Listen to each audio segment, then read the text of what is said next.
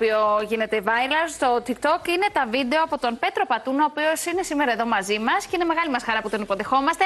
Πέτρο μου, καλώς ήρθες. Βεβαίως, έρχεσαι, είναι η ώρα. Καλώς όρισες. Τι κάνεις, πώς είσαι? Δημιουργικά. Δημιουργικά. Έλα, εδώ κοντά μας. Θέλω να σε ρωτήσω πώς νιώθεις σε ένα πολύ διαφορετικό περιβάλλον από αυτό που έχεις συνηθίσει, έτσι με τα βιντεάκια, στο TikTok αυτά. Εδώ είμαστε διαφορετικά. Και είμαστε και live. Ναι. Με ενοχλά. Όταν έχω σεμινάριο, καταλάβεις, η γυναίκα μου έχει εταιρεία και πάντα μου λέει την προηγούμενη μέρα, επειδή ξεχάνω, έχει σεμινάριο για αυτό το θέμα. Ούτε διαβάζω τίποτα. Απλώς για να με θυμίσει και πάω και μιλώ. Ήρθα για να μιλήσουμε. Ναι. Απλά πράγματα. Πέτρο μου, πότε ξεκίνησε αυτή η σχέση σου με τα social media και με το TikTok? Ξεκίνησε έτσι ακριβώς, 1,5 χρόνο πριν. Η γυναίκα μου και ακόμα ένας άλλος φίλος μου λέει: αν πρέπει να δοκιμάσεις να κάνεις κάτι, διότι είναι καλά να ακούει τη φωνή σου. Στον τομέα μου είμαι γνωστός στο εξωτερικό. Ναι. Μεταφραστήκαν βιβλία μου άθρα σε διάφορες γλώσσες, πορτογαλέζικα, στη Βραζιλία, Γαλλία, γράψα βιβλία για μένα. Είμαι γνωστός στην Κύπρο, είμαι γνωστός από το εξωτερικό. Αλλά μου είπε η γυναίκα μου, όταν ήμασταν στη Γαλλία για ένα σεμινάριο, έλα κάνουμε ένα-δύο βίντεο. Και τα κάναμε. Και όταν ήρθα πίσω, βρεθήκα δύο παιδιά που ήταν στην θάλασσα και ήταν πολλά σοβαρά. Και είπαμε, ρε φίλε, βοηθήθηκαμε πολλά από τα βίντεο σου. Μετά έβρα ακόμα έναν και είπε μου το ίδιο πάλι από την θάλασσα. Και λέω, OK, why not? Παίρνει μου 5 λεπτά την ημέρα και ξεκινήσαμε να το κάνουμε αυτό. Γι' αυτό που έχω έτσι μια σχεδόν αποστολή και γι' αυτό και δεν με πιάνουν ούτε τα κακά σχόλια, διότι έχω κάτι που είναι υπεράνω για να κάνω. Και συνεχίζουμε μετά, διότι ο κόσμος ακόμα στέλνει με ό,τι βοηθιέται. Έχεις κακά σχόλια? Ναι. Τα οποία έχουν να κάνουν με τι? Με αυτά που λες? Στην αρχή ήταν με την εμφάνιση μου, παρεμηνεύκαν με διάφορες σεξουαλικότητες, αλλά απάντουν πάντα με χιούμορ. Δεν με ενοχλούν καθόλου, αλλά πάντα απαντώ σε όλους. Με χιούμορ να πω κάτι, να εξηγήσω. Δεν έχω κανένα πρόβλημα. Δεν σε αγγίζουν τα σχόλια. Δεν είναι παράξενο. Αν αγγίζονταν να μου έτσι. Γιατί όχι, ο κάθε άνθρωπος δικαιούται να είναι όπως ο ίδιος θέλει. Δεν είναι αυτό που υποτίθεται πρεσβεύουμε και αυτό που διατυμπανίζουμε όλοι. Ναι, να είσαι όπως θέλεις, αλλά υπάρχει και σε κάθε κοινωνία, υπάρχει και το. Εγώ σκέφτομαι τους άλλους άνθρωπους. Κατανοώ να που βλέπουν πάνω μου κάτι διαφορετικό και γι' αυτό δεν με πειράζει. Που το παπούτσια τους, εγώ ίσως αντιπροσωπεύω κάτι άλλο, την εξαίρεση σε απόλυτους, ασυνείδητους και πνευματικούς κανόνες. Οπότε, όταν εμφανιστεί η εξαίρεση, όπως και σε μια σχέση με μια γυναίκα, είναι όλα καλά, εκτός αν εμφανίσει κάτι η γυναίκα που δεν ταιριάζει με το απόλυτο το πώς σκέφτεται η γυναίκα ο άντρας. Είναι εκεί που αλλάζει, πάμε από την αγάπη, πάμε στο μίσος. Εμφανίζεται δηλαδή σαν ξένο αντικείμενο. Ξέρω ποιος είμαι, ξέρω την τρέλα μου που λέμε, οπότε δεν με νοιάζει να που λέω. Είμαι στον κόσμο μου. Μια χαρά είσαι, γιατί ο καθένας από εμάς με αυτήν την έννοια είμαστε ο καθένας. Είναι εύκολο, είναι δύσκολο, διότι για να αφήσεις που να ξεφύγεις να απομονωθείς, αλλά να ζήσεις στον κοινωνικό ιστό μέσα στον κόσμο σου, είναι το μοναδικό πράγμα που μπορεί να σε προστατεύσει. Διότι στον κόσμο σου μπορεί να ζήσεις μόνο ως δημιουργός. Γι' αυτό και οι εικόνες, τα στερεότυπα δεν θα σε αγγίξουν, χωρίς βέβαια να ζητάς από τους άλλους. Διότι υπάρχουν πολλά κινήματα, για παράδειγμα, που θέλουν τους άλλους να αλλάξουν. Για να νιώθουν αυτοί καλύτερα. Σαν να μου λένε εμένα να κάνω ψυχανάλυση σε 20 άλλα άτομα, να νιώθουν καλά ήδη. Όχι, έχει ελευθερία ο καθένας να κρίνει και να με βρίσει και εγώ απαντώ τους ανάλογα, πάντα με χιούμορ. Όταν ήρθες στην Κύπρο, έβλεπες πολύ διαφορετικά τα βλέμματα από τα βλέμματα του κόσμου στο εξωτερικό? Υπήρχαν αυτά, αλλά ήμουν τόσο αναφοσιωμένος στο. Όταν μου είπαν τους είπα θέλω να φέρω τη λακανική ψυχανάλυση στην Κύπρο, θα φέρω παραρτήματα, διότι έχει 3 σχολεία λακανικά στον λακανική ψυχανάλυση. Και να μας εξηγήσεις τι σημαίνει λακανική ψυχανάλυση. Να σας πω. Στο Λονδίνο είμαι ένας από τα founding members, δεν ξέρω στα ελληνικά πώς είναι. Ιδρυτικά μέλη, ναι. Είναι πολλά καλά τα αγγλικά μου, Πέτρο μου, θα προσπαθήσω. Έτσι, μου πεταξε ακόμα με αγγλικά παραπάνω μέρα. Εσύ μίλα και ό,τι μου περνά θα μεταφράσω. Θέλει επαφήτικα, είμαι μισός παφίτης. Έκαναμε τη σχολή στο Λονδίνο, είμαι ένας από τους εκπαιδευτές, ο πιο νεαρός εκπαιδευτής. Ξεκίνησα από τα 37 μου να ήμουν εκπαιδευτής και supervisor και αποφάσισα να έρθω στην Κύπρο και είπα να κάνουμε μια σχολή, διότι εγώ μετακινούμουν από χώρες, πήγα Μόσχα, Γαλλία, πήγα σε πολλές χώρες και επειδή δεν ήξερα θα μείνει ή θα φύγω, είπα να αρχίσω μια σχολή, διότι αυτή η δίκευση της ψυχανάλυσης δεν υπάρχει σε πολλές χώρες. Η Γερμανία ως πριν λίγα χρόνια είχε μόνο ένα. Στην Ελλάδα υπάρχουν περισσότεροι. Ναι. Η λακανική ψυχανάλυση τι είναι? Αν ξέρω να σου απάντησα την προηγούμενη ερώτηση. Με κάλυψες, ναι, με κάλυψες. Η λακανική ψυχανάλυση είναι ψυχανάλυση, ονομάζεται φροηδική ψυχανάλυση, αλλά ο Λακάν τι έκανε? Εκμοδέρνησε τον Φρόιτ. Έκανε κάτι που δεν έκανε κανένας άλλος. Διάβασε τον Φρόιτ σαν να και ο Φρόιτ ήταν ασθενής, είχε ένα συνείδητο. Ενώ οι άλλοι διάβασαν τον Φρόιτ για να τον μιμηθούσει. Οπότε έχουμε τον φροηδισμό και την ψυχανάλυση. Η λακανική ψυχανάλυση είναι η μόνη που δεν θεωρείται ψυχοθεραπεία, διότι η κατεύθυνση της δεν είναι να σε κάνει καλά, αλλά να ανακαλύψεις την αλήθεια σου. Δεν ξέρει ο ψυχαναλυτής ποια θα είναι η αλήθεια σου, διότι δεν ξέρει τι θα δημιουργήσεις ανακαλύπτου, τι λύση ζωής θα δημιουργήσεις ανακαλύψοντας την αλήθεια σου. Οπότε η ευθύνη πάει πάνω σου. Ούτε ένα που σου κάνανε οι γονείς σου, ούτε οτιδήποτε άλλο. Εσύ έχεις την ευθύνη. Και επίσης, και που λέω για την ψυχανάλυση, και από και πολλοί ψυχιάτροι που δεν έχουν ιδέα, εμείς είμαι πάρα πολλούς. Και με τον φίλο μου ο Μακαρίνο Μιγελή, εμείς είχαμε 4 ώρες, δεν ξέρω να μου το μου λέει ρε, και εξήγησα του. Δεν υπάρχει αυτό που λέμε να πάει πίσω ή μπροστά, διότι στο ασθενήτο δεν υπάρχει χρόνος. Ή πιάσουμε τίποτα ψυχιατρική, το post-traumatic stress disorder, να που σημαίνει. Τραυματίστηκες, κάτι σε τραυμάτισε πριν, αλλά είναι τώρα που το βιώνεις. Άρα η έννοια του πριν και μετά δεν υπάρχει στις θεραπείες. Είναι όλα τώρα, είναι όλα δομικά. Περιλαμβάνει η λακανική ψυχανάλυση τη διάσταση της επιθυμίας. Δηλαδή, όταν κάνω εγώ τα 4 αρχικά session, λέω τους πάντα για να δείτε σας κάνω, αλλά και να δω εγώ αν μου κάνετε. Τι θέλω να δω. Άρα και εσύ μπορεί να πεις σε κάποιον ο οποίος έρχεται σε εσένα για να μιλήσετε, να κάνετε. Ότι δεν κάνει. Ότι δεν μπορεί να ταιριάξει. Δεν κάνει. Στη συγκεκριμένη φάση της ζωής τους δεν είναι έτοιμοι. Δεν είναι έτοιμος, διότι ο τρόπος που κάνω την ψυχανάλυση είναι aggressive που πιάνει. Ότι φέρνω πάνω την επιθυμία γρήγορα για να δω πώς αντιδρά. Προστατεύουμε το εγώ του και να πάρουμε χρόνια και να κάνουμε. Πρέπει να αντιμετωπίσεις αλήθειες του. Τεστάρω την επιθυμία του, διότι χωρίς επιθυμία δεν μπορώ να έχω εγώ επιθυμία, γιατί εγώ να βαρεθώ. Πρέπει να θέλει ο άλλος πριν απέναντι. Πρέπει να θέλει και ο Λάζαρος για να γίνει. Όσο τους που λένε ότι ψυχανάλυση, διότι έχει 20.000 ψυχαναλυτές παγκόσμια. Κανονικούς ψυχαναλυτές, όχι ψυχαναλυτικούς ψυχαδρεύτες, είναι άλλο πράγμα. Η ψυχανάλυση, η λακανική, υπάρχει αυτό που λέμε επιθυμία, αλλά κατευθύνεται προς την αλήθεια, που είναι και η φιλοσοφία της επιστήμης. Αν διάβασες βιβλία, είναι ποιος είναι ο σκοπός της επιστήμης, να πάει προς την αλήθεια.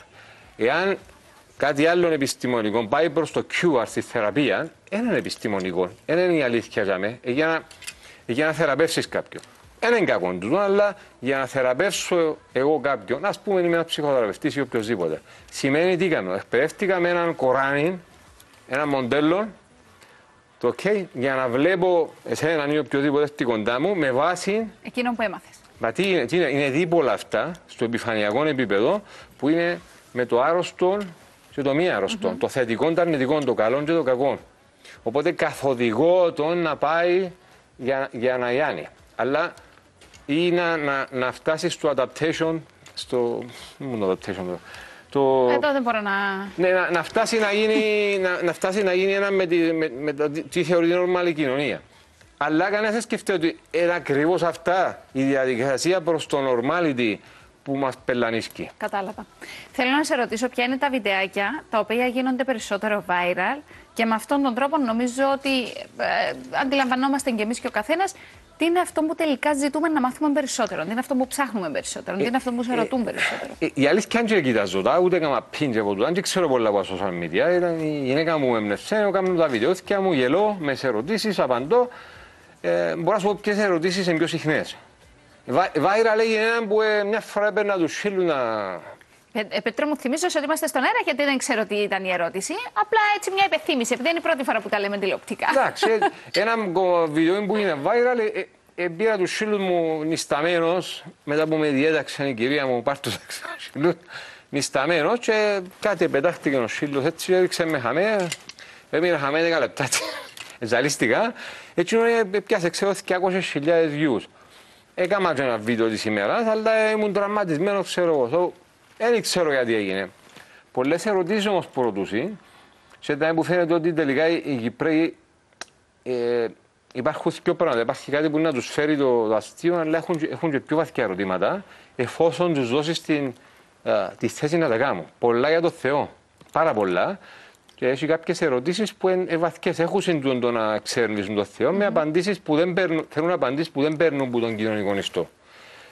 Πολλά για τον ερωτισμό, για τις σχέσεις, τούτα τα συνηθισμένα, τούτα της καθημερινής ζωής, αλλά έχουν και πιο βαθιά ερωτήματα, τα οποία έχω και ένα δίπλωμα στη θρησκεολογία που είναι αναλυτής θρησκειών, θεολογίας. Σε ρωτούν διάφορα. Εγώ θέλω να σταθώ σε κάτι πιο έτσι, που σε ρωτούν πάρα πολύ, που έχει να κάνει με τις σχέσεις, γιατί με αφορμή και αυτό που είπες προηγουμένως, ότι ξεκινά μια σχέση είναι τέλεια, αλλά όταν κάποιος κάνει κάτι το οποίο δεν είναι το αναμενόμενο για σένα και φεύγει από τον έλεγχο το δικό σου, από το τι ελέγχεις εσύ, πώς θέλει ο άλλος να αντιδράσει, ότι αμέσως ξεκινάει και καταρρέει η σχέση. Αυτό σωστά το καταλαβαίνω. Όταν κάποιος δεν κάνει τα αναμενόμενα, αυτά που εγώ... Ναι, όχι, μια χαρά. Όταν κάποιος δεν κάνει αυτό που εγώ περιμένω, είτε ένας άντρας είτε μια γυναίκα, μάλιστα. ότι ξεκινά και καταρρέει το πράγμα. Οι σχέσεις έχουν... Αν το κατάλαβα σωστά, έτσι όπως το είπες πριν το παράδειγμα. Έχει πολλά πράγματα, να σου πω έτσι. Οι σχέσεις είναι βασισμένες στο... για να ερωτευτεί μια γυναίκα, για παράδειγμα, μπορεί να αναγνωριστεί σε δύο επίπεδα. Στο επίπεδο της εικόνας, το οποίο η ίδια ξέρει, αν όμορφη, αν καλή κτλ. Αλλά υπάρχει και μια ασυνείδητη διάσταση αυτού του πράγματος που δεν το λαμβάνουν πολλά υπόψη. Αν αναγνωριστεί στο πρώτο επίπεδο, ερωτεύεται. Αν αναγνωριστεί στο ασυνείδητο επίπεδο από κάποιον άντρα, τότε αφοσιώνεται για ολόκληρη τη ζωή της σε τον άντρα.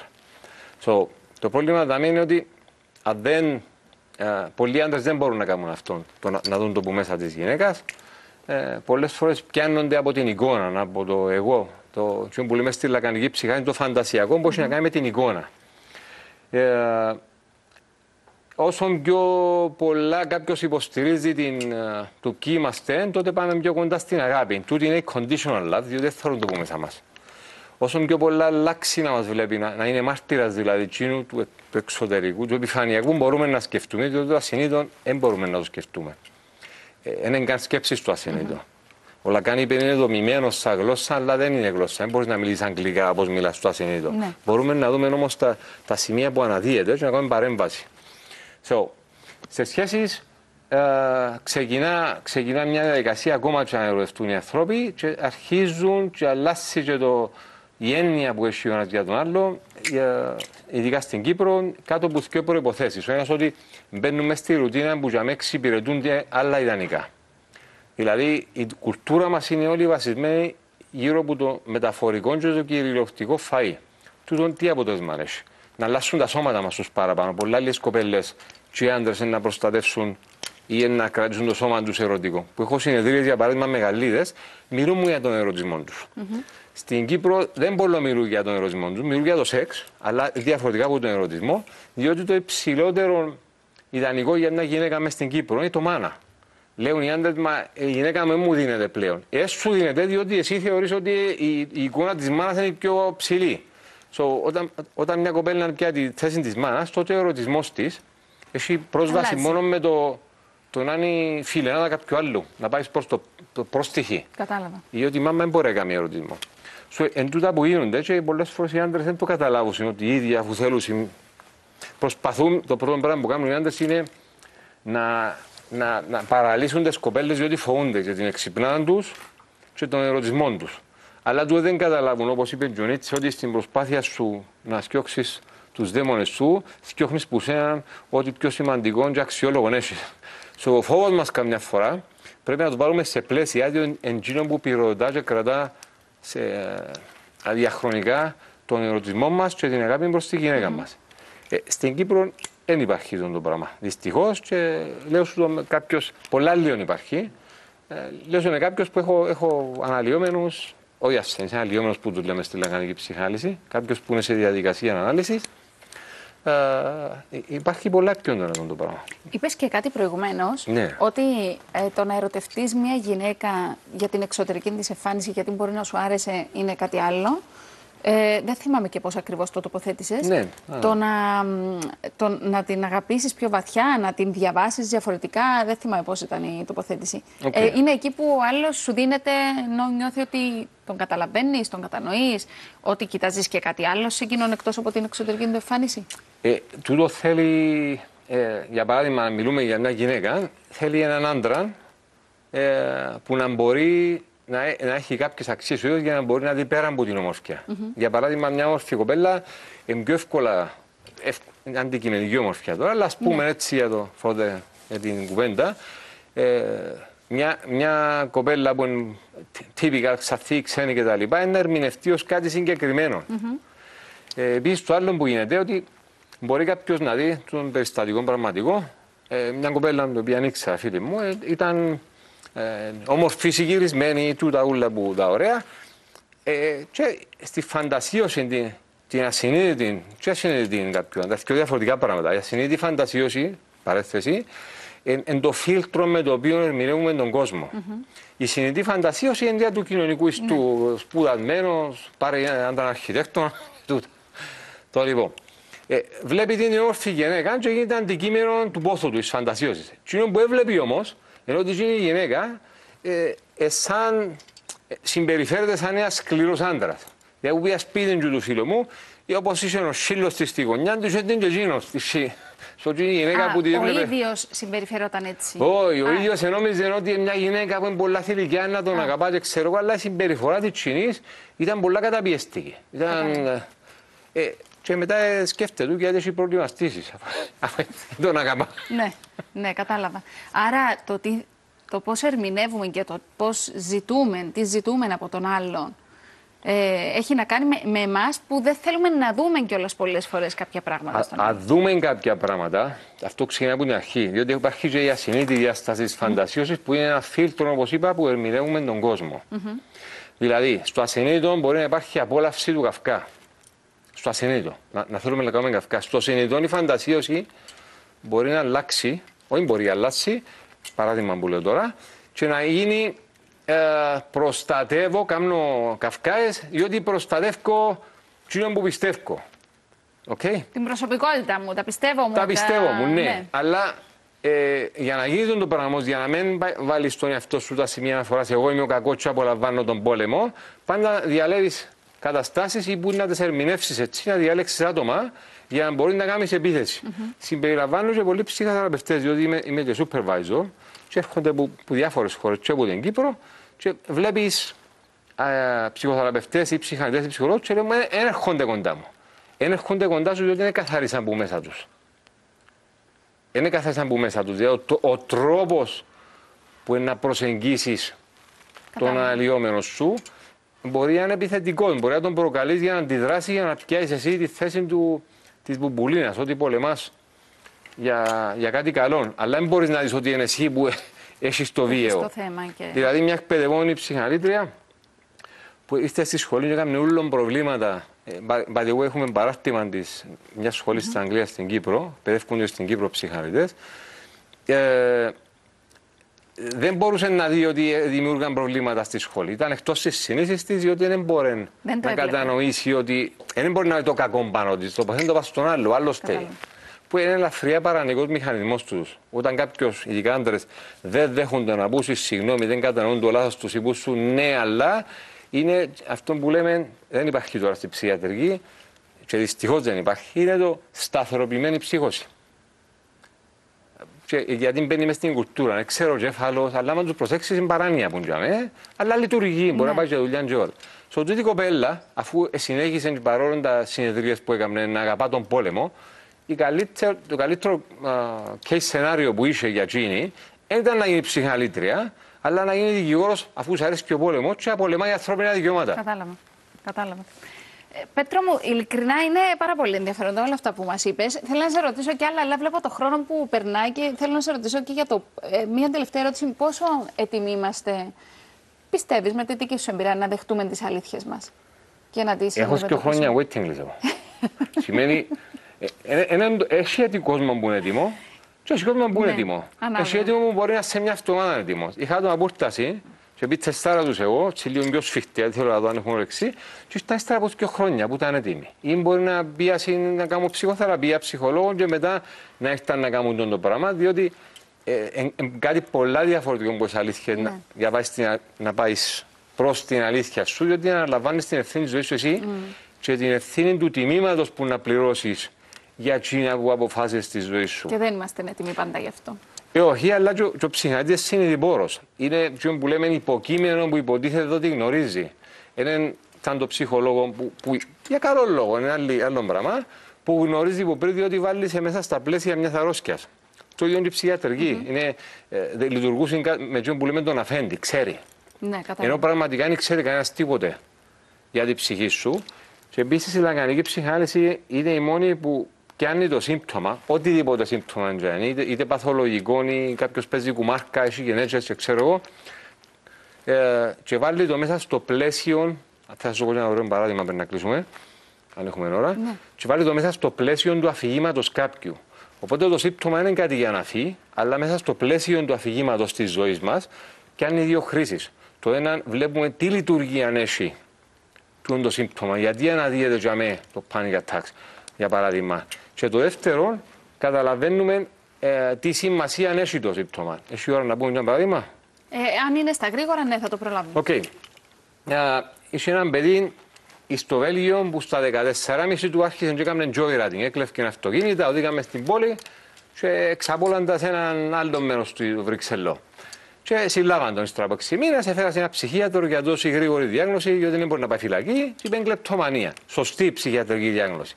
Η μητέρα του όμως ήταν μοιημένη με κάποιους φίλους μου και μαθητές μου που έχω σε αρκετές χώρες, η αλήθεια, και έφερε ψυχίατρο που ήταν με τις θεωρίες, τις δομικές θεωρίες. Το ίδιο, μια συνέντευξη μόνο και ανακάλυψε ότι τα αυτοκίνητα που έκλευκε δεν ήταν απλά αυτοκίνητα, ήταν όλα Mercedes. Το δεύτερο που ανακαλύψε ήταν ότι η περιοχή που αφήνε τα αυτοκίνητα μετά από λίγες ώρες ήταν πάντα ίδια. Μίλησε πότε άρχισε τούτον, είπε του την τάδε περίοδο, κατάλαβε ότι ήταν περίπου 6 μήνες πριν να χωρίσουν οι γονείς του, που πάντα είχε εντάσεις, δεν και μια ημέρα χωρίζει ο άνθρωπος. Ερώτησε τον περισσότερο για τους γονιούς του, είπε του ότι η μητέρα του από μια παραδοσιακά εκατομμυρίουχα οικογένεια του Βελγίου και ο παπάς του ήταν ένας φτωχός που έπρεπε να συντηρήσει την οικογένεια του και έπιασε courier σε μια δουλειά, σπούδαζε, έγινε team leader, manager κτλ. CEO της χώρας όλη και CEO περιφερειακός κάμποσο χωρό. Η χώρα που δούλευε ήταν από 2 κόσμους διαφορετικούς γονείς. Η εταιρεία που δούλευε ο παπάς του για ανελιχτική ήταν η Mercedes. Η μητέρα του ζούσε σε μια πολλά παραδοσιακά πλούσια περιοχή και είναι εκεί που αφήνουν τα αυτοκίνητα. Με το σύμπτωμα του μωρών ήθελε, δεν μπορεί να το σκεφτεί, αλλά ήθελε να σμίξει, ήθελε η ευχή του για μένα, να σμίξουν οι γονείς μου. Αλλά και για το ψυχίατρο, έστω για δεν ήταν ψυχαναλυτής, το πραγματικό πρόβλημα που έπρεπε να λυθεί ήταν η κλεπτομανία, αλλά πώς να αφαιρεθεί και το παιδί που να γίνεται. Συσχετισμός ότι. Να με φυλακίζεται από τις ιστορίες των γονιών του. Ναι. Πέτρο, σε ευχαριστούμε πάρα πολύ. Συγγνώμη που κλείνω τη συνάντηση μας έτσι λίγο γρήγορα. Σε ευχαριστώ πάρα πολύ που ήσουν μαζί μας, ειλικρινά. Το χάρηκα πολύ, σε ευχαριστώ. Ναι, ήταν ωραία. Λοιπόν, εμείς πάμε στη μαγειρική μας. Εδώ, σε ευχαριστώ πάρα πολύ. Να είσαι καλά, καλή συνέχεια σου, Πέτρο μου.